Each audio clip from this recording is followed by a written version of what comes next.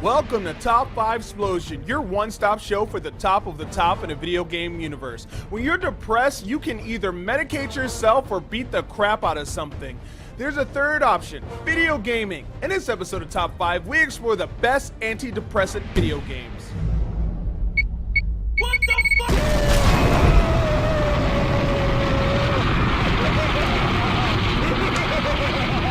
Number 5, Robot Unicorn Attack. If you got the blues, then you might just need a bit of magic in your life. Tech magic. This splendid piece of art imitating fantasy could keep you busy for hours without you even realizing it. With its sweet, never-ending story-like reminiscent soundtrack and the soothing sound of hooves clashing against solid ground, you'll forget your problems before you know it. The worst thing you can get out of this is personal rage for dashing when you should have jumped. Robot Unicorn Attack is perfect for those who are emo on the go. You can play it via mobile device or on your work PC. Both are free. That's a good price. Number 4, Rock Band. Scientific fact, singing can help with depression and anxiety. It also helps significantly lower blood pressure. You know what else can help? The clack-clack of shredding a sweet plastic button guitar like a maniac, or the pity-pat of pounding on electronic drums like a giant pink Muppet. Pick up a fresh copy of Rock Band and jam your sorrows away. It's like a regular at-home therapy kit. With the sheer amount of songs in the Rock Band library, surely there are plenty of tracks that you can wax and wail along to help you get out these deep burning feels chewing away at your happiness. Rock it out. Number 3, Ico. A solid work of interactive art can be quite the unexpected pick-me-up. Where there are some dark aspects to Ico, the companion aspect is so adorable and light that you might find your tears running down your face, or in fact tears of joy. Fitting off the near formless, faceless Stygian blobs can represent any manifested form of turmoil and trial you may have going on in your life, and you can beat that.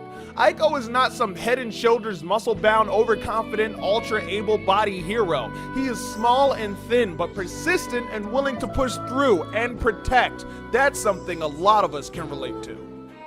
Number 2, an MMO. There is a lot massive multiplayer online gaming has to offer when it comes to fighting depression.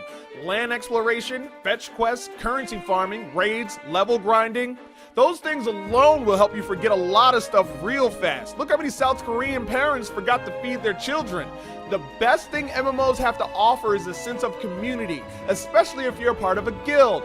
MMO guilds are littered with all sorts of interesting, socially random and like-minded people from all walks of life. They accept you for you with very little judgment, unless you're a dick.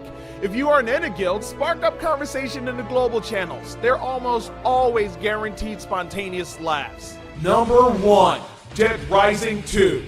When you're depressed, you're bound to have all sorts of crazy emotional mood swings. One of the best ways to deal with any emotion is to beat the living shit out of something. If you can't find something legal and alive, then find something living dead.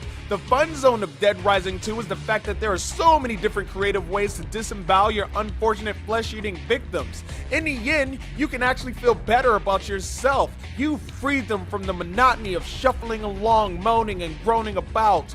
The real reason the game is such a joy is because you can imagine you're getting revenge on everything that has ever done you wrong and put you in a sad state.